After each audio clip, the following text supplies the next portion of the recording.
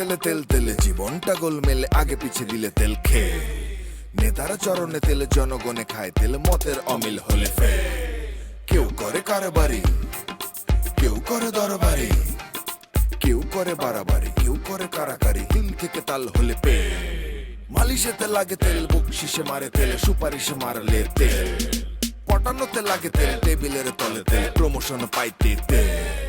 তাও লাগে তেল তেলে, বোতল বাগায় ডোলে হরেক পদের তেল। আরে তেল দিয়া খটকা খাইতে খাইতে পটকা বাইজা গেছে 12টা।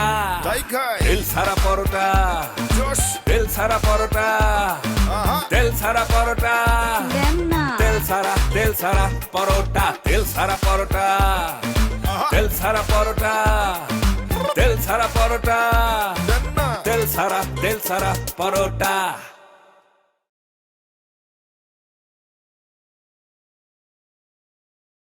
দেখেন স্যার, আমাদের এই শহরের সবচেয়ে সেরা খাবার, সেরা পোশাক, সেরা স্যার থাকার জায়গা, বসার জায়গা সব আমরা স্যার হাজির করেছি স্যার।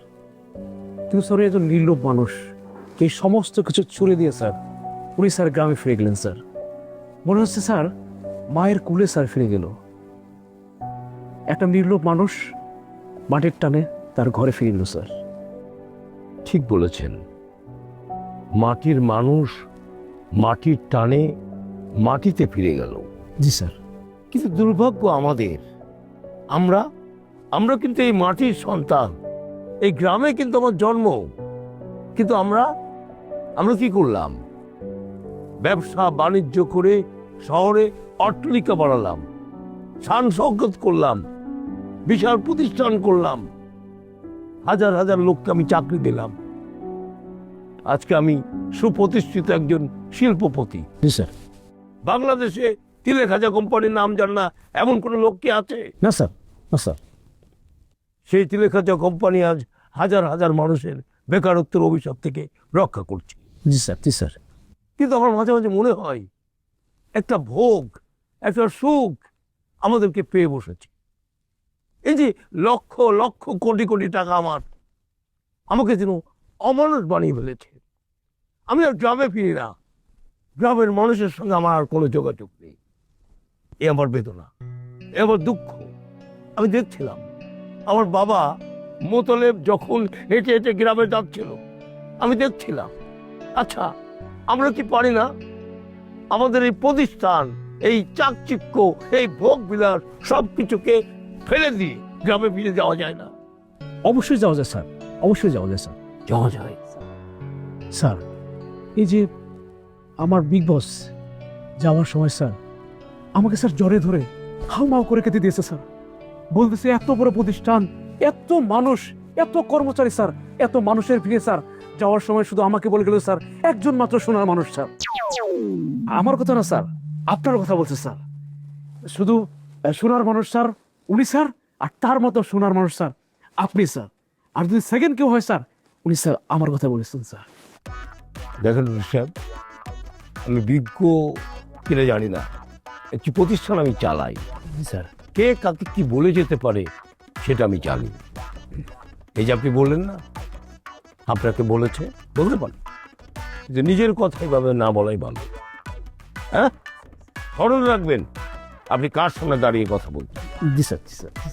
আমরা গ্রাম দখল করতে যাচ্ছি, আমরা গ্রামকে আমাদের ভিতরে আনতে চাচ্ছি, অন্তর্তে ধারণ করতে চাচ্ছি।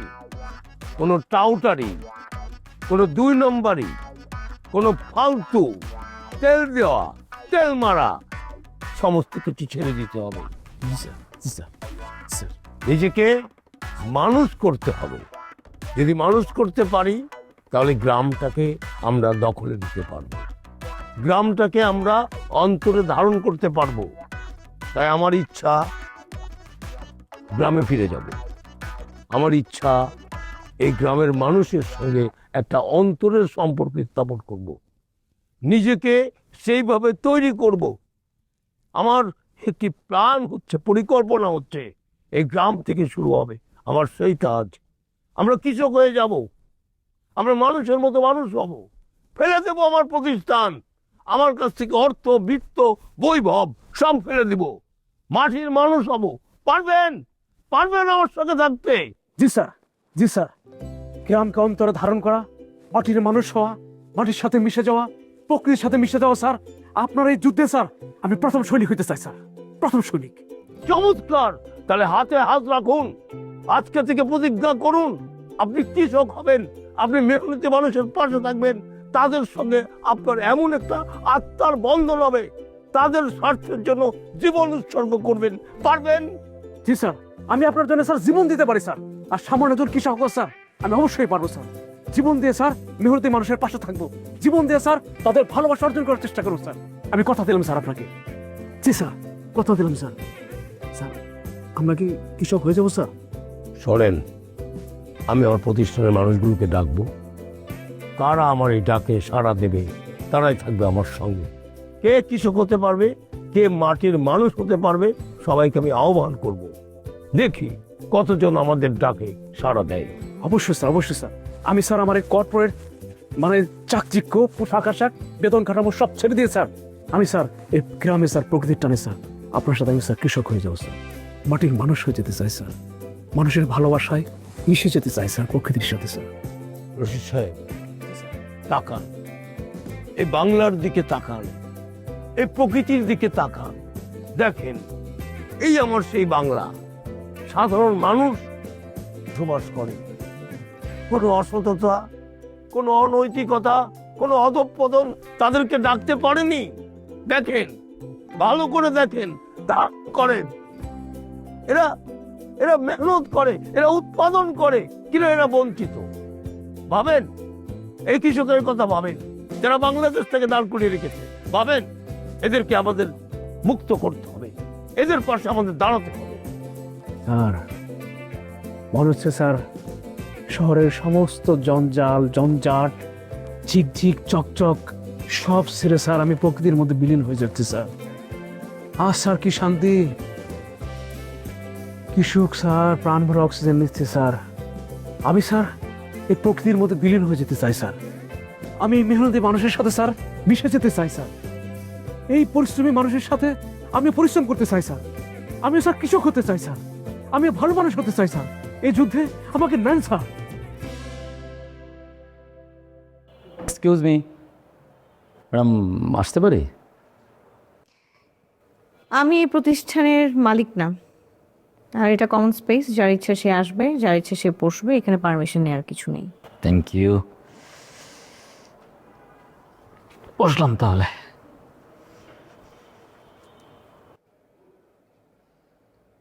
কিছু বলবেন? না মানে বলার মতো কিছু নাই, মানে আপনি বসে আছেন একা একা, এই জন্যই আসলাম আর কি। যে ভালো।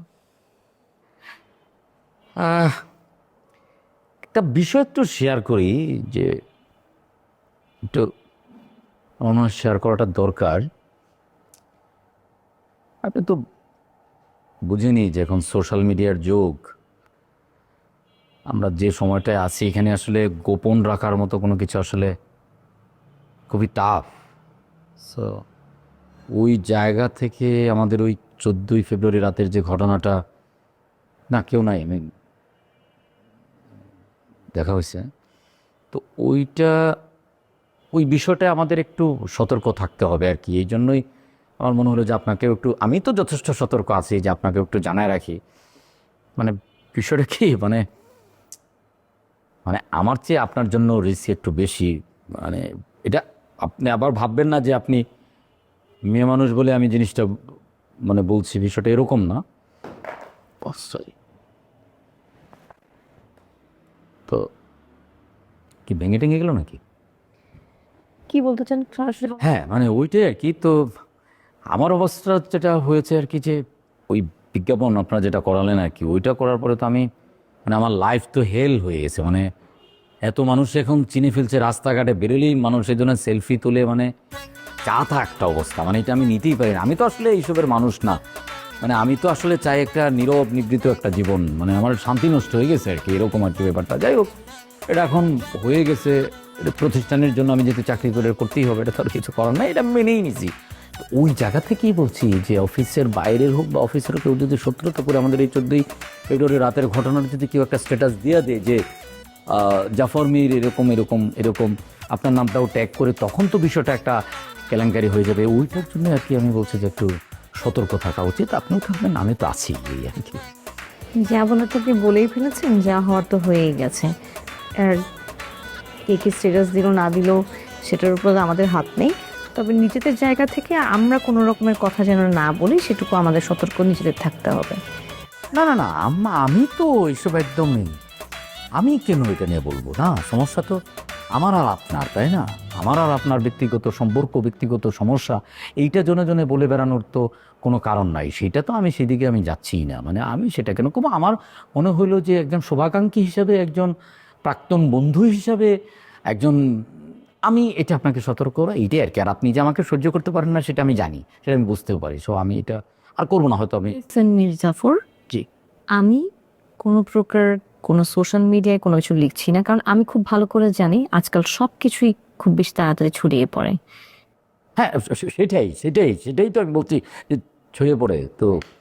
সো আমি কোনো কিছু করব না, আমি আপনাকে এ ব্যাপারে পুরোপুরি সহযোগিতা করব, কিন্তু আপনি সেক্ষেত্রে উল্টো আমার কাছ থেকে একটু বেশি সময়ে এরকম কোনো কিছু দাবি করতে চান না। হ্যাঁ, না একদমই না। কি হলেন, সময় কেন দাবি করব? আপনার সেই, আমার তো সেই অধিকারই নাই সময় দাবি, সেটা আমি কেন করব? সেটা আমি চাই না একদমই। আর কিছু বলবেন? হ্যাঁ, আর কিছু বলবেন? না বলার তো কিছু নাই। লাঞ্চ করা হয়েছে? না, আমি আমার মতো লাঞ্চ করে নিব। হ্যাঁ এটা ঠিক আছে। ডিনার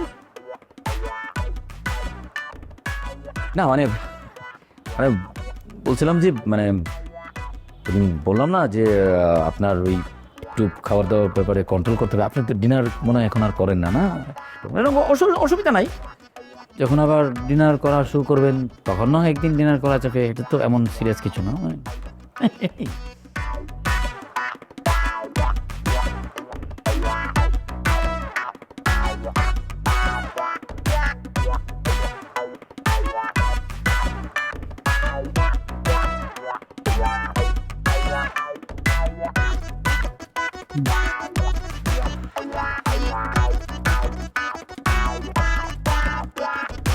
কুমকুম, জি বস।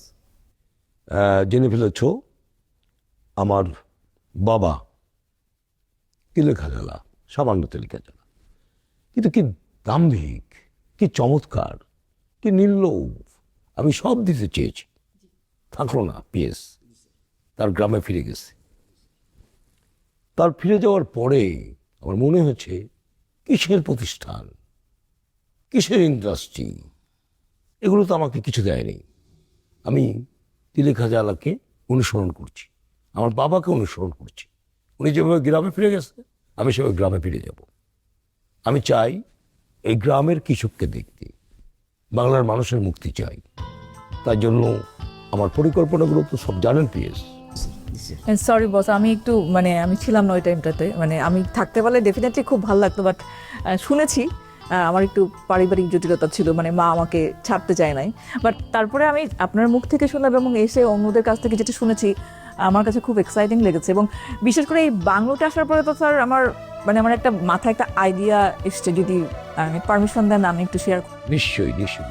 আমার আসলে আপনি তো মানে কৃষকদেরকে নিয়ে কাজ করছেন, তো আমার কাছে এখানে গ্রামে ঘুরতে ঘুরতে একটা জিনিস মাথায় এসছে যে আমরা তো সবসময় শুধু কৃষকদের অবদানের কথা বলি, কিন্তু কৃষানি মানে কৃষকদের পেছনে তো কৃষানিরাও আছে, এদের কথা কিন্তু আমরা সবসময় অ্যাভয়েড করে যাচ্ছি। কিন্তু কৃষানিরা যদি আজকে কৃষকদের হেল্প না করতো, তাদের কাজে এবং মানসিকভাবে তাদের সাথে না থাকতো, তাহলে তো তাদের এই যে তারা যে মানে জমিতে যে ফসলটা ফলাচ্ছে, যেটা বুনছে, যেটা আমরা পাচ্ছি এবং ঘরে তুলছি, ঘরে তোলার ক্ষেত্রেও কিন্তু কৃষানীদের ব্যাপক ভূমিকা আছে, কিন্তু সেটা আমরা একদমই ভুলে যাচ্ছি। এবং আমি আশেপাশে এই গ্রামের কিছু কৃষানীর সঙ্গে কথাও বলেছি এবং শুনে আমার কাছে খুব মানে আইডিয়া এসেছে যে আমি যদি একটা শর্ট ফিল্ম করতে চাই, শর্ট ফিল্ম নয় ফিচার ফিল্মই করতে চাই আসলে, যদি আপনি বাজেটটা দেন আমাকে। আমার কাছে মনে হয় যে এটা খুব ভালো একটা প্রজেক্ট হবে। আর যদি বাজেটটা যদি আপনি যদি বলেন তাহলে আমি বাজেটটা যে সবকিছু একটু কুমকুম যে প্রস্তাবটা দিয়েছে, আমার কথা হচ্ছে যে কৃষকের পাশে কিষাণ, মানে নারীর যে অবদান, একটা ভিন্ন ভাবনা নিশ্চয়ই। তিলক গাছের কোম্পানি কন্টিনিউয়াসলি পজিটিভের পক্ষে, জি বস। আমরা কৃষকের পক্ষে, সে কিষাণের পক্ষে, ব্যাপারটা একই। এখন ব্যাপারটা হচ্ছে যে প্লিজ আমি চাচ্ছি যে তার প্রজেক্টটা পাস হবে এবং সে কাজটি করবে। এবং যদি আপনার কোনো কথা থাকে। না স্যার, আপনি যেহেতু বলছেন স্যার, আপনি তো কৃষকদের কিষানীদের সমান গুরুত্ব দিলেন। নিশ্চয়ই, তাহলে আমরা এই গল্প দুটার গুরুত্বই নিয়েই মানে পুরো প্যাকেজটা ওরকমই হবে, ওরকম ভাবেই আসলে প্লটটা সাজাতে চাচ্ছি আসলে। উনি যে সাজাচ্ছেন বা ওনার যে চিন্তা, ওই চিন্তার মধ্যে দিয়ে তো আমরা যাচ্ছি। মানে এখানে আপনার কোনো প্রস্তাব? স্যার আমার মনে হয় কি, এই সিনেমার মধ্যে স্যার যদি কমার্শিয়াল যদি স্যার আইটেম গান, মানে চাকদুম চাকদুম স্যার, চাকদুম চাকদুম আপনি কি, আপনার মাথা ঠিক আছে? এটা কোনো কমার্শিয়াল ছবি হচ্ছে না, এটা একটা আর্ট ফিল্ম হচ্ছে। আপনি মানে আপনি আর্ট ফিল্ম বুঝেন না স্যার? দুজন দর্শক পাবেন না স্যার। আরে বাবা, আমার টার্গেট পিপল তো মাস পিপল না স্যার ডিরেক্টর আর হয়তো আরে আশ্চর্য, আপনি বুঝতে পারছেন না কেন? আর্ট ফিল্ম হবে এবং এটা এখানে না, বাংলাদেশে না, এটা বিদেশের ফেস্টিভ্যাল সার্কিটে ঘুরবে।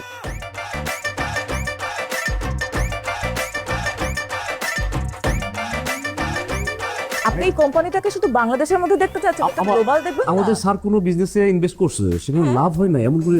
তো এটা লাভের কথাই তো বলছি রে বাবা। এটা যদি এখন ধরেন একটা আর্ট ফিল্ম যখন হবে, যখন এটা বিভিন্ন ফেস্টিভ্যালে যাবে, সেই এই কোম্পানিকে জানবে না শুধু বাংলাদেশ না, বাইরে মানে। প্লিজ বসুন। আমাদের সমস্যা কি জানেন পিএস? যে কোনো বিষয়ে আমরা তর্ক করি, আমরা বুঝি বা না বুঝি।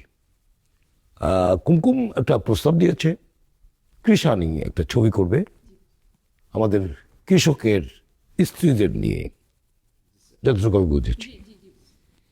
তো নারীদের ব্যাপারে আমাদের একটু সোচ্চার হতে হবে। এ কারণেই তার ছবিটা নিয়ে আমরা গবেষণা করব, কথা বলবো, কিন্তু এইভাবে না, তর্ক করব না আমরা। আর কমার্শিয়াল ছবি আর ও যে ছবিটা করতে চাচ্ছে একটু একটু একটু ভিন্ন।